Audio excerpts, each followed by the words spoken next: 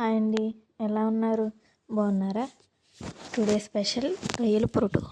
ఏంటండి మళ్ళీ చెప్పండి? అదేనండి, రొయ్యల పొరుటు. కోడిగుడ్డు పొరుటు విన్నారు కానీ రొయ్యల పొరుటు ఎప్పుడు వినలేదు అనుకుంటున్నారా? మరి లేట్ ఎందుకు, వచ్చేసేయండి చూసేద్దాం. కావాల్సిన ఇంగ్రీడియంట్స్ వచ్చేసి పచ్చి రొయ్యలు అండి. నేను పచ్చి రొయ్యలని ఆల్రెడీ సాల్ట్ వేసుకొని బాయిల్ చేసి పెట్టుకున్నాను.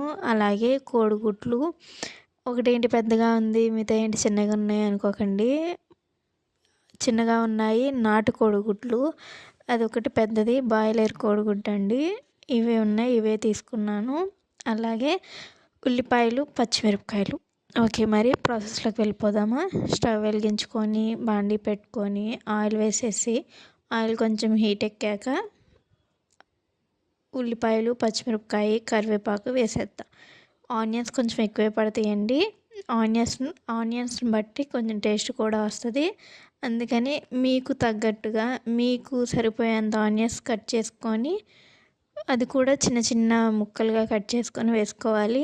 ఈ ఆనియన్స్, పచ్చిమిర్చి ఇవన్నీ ఫ్రై అయ్యేదాకా వెయిట్ చేద్దాం. అలాగే లైట్గా కొంచెం ఫ్రై అయ్యాక మనం ముందుగా బాయిల్ చేసి పెట్టుకున్న రొయ్యలు కూడా అందులో వేసేసి ఆయిల్తో ఆనియన్స్తో పాటు ఫ్రై అవనిద్దాం. అలాగే రొయ్యలు, ఉల్లిపాయలు కంప్లీట్గా ఫ్రై అయిపోయాక మనం కోడిగుడ్లని తీసేసుకొని బ్రేక్ చేసేసుకొని వేసేసుకొని ఒకసారి అదంతా బాగా రొయ్యలకి బాగా పట్టేసేలాగా మిక్స్ చేసేసుకొని ఆయిల్ పైకి తేలేదాకా దాన్ని ఒకసారి కలిపేసి అందులోనే సాల్ట్ వేసేసుకొని ఒక 2 minutes ఫ్రై అవనిద్దాం. ఫ్రై అయిపోయిన తర్వాత రుచికి తగ్గట్టు కారం వేసుకొని ఇంకా బాగా ఫ్రై అవనిద్దాం. చూసారా, ఇదేనండి పచ్చి రొయ్యలు పొరుటు.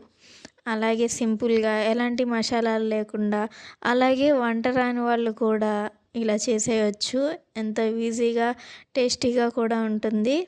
అలాగే ఇవంతా బాగా ఫ్రై అయిపోయిన తర్వాత నేనైతే లైట్గా గరం మసాలా వేస్తానండి. అలా గరం మసాలా వేసుకొని గార్నిష్కి ఏదన్నా వేసుకోవచ్చు. నేనైతే ముందే కరివేపాకు వేసాను కాబట్టి నేను ఇంకా ఏమీ వేయను, ఇంతే వేస్తాను. చూసారా, చిటికలో అయిపోయింది కదా.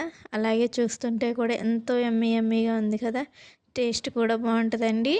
ఇప్పుడు సంక్రాంతికి అందరూ ఇంటికి వచ్చి ఉంటారు కదా, చిన్నపిల్లలతో సహా పెద్దవాళ్ళు కూడా స్నాక్స్ టైప్లో కూడా తినేయొచ్చండి. అంత టేస్టీగా ఉంటుంది, అంత బాగుంటుంది. పచ్చి రొయ్యలు అవాయిడ్ చేసే పిల్లలు ఉంటారు కదా, వాళ్ళకు కూడా ఎగ్ ఎక్కువ వేసుకొని ఈ కర్రీ చేసి పెడితే అసలు చాలా బాగా తింటారండి. సైడ్ డిష్కి కూడా బాగుంటుంది, చపాతీలోకి బాగుంటుంది, చాలా టేస్టీగా ఉంటుంది, యమ్మీగా ఉంటుంది. సో నా వీడియో నచ్చిందని అనుకుంటున్నా. నచ్చితే ఒక లైక్ ఇవ్వండి. అలాగే మీరు ఈ కర్రీని ఎప్పుడైనా ట్రై చేశారో లేదో కామెంట్ చేయండి. Okay friends, bye.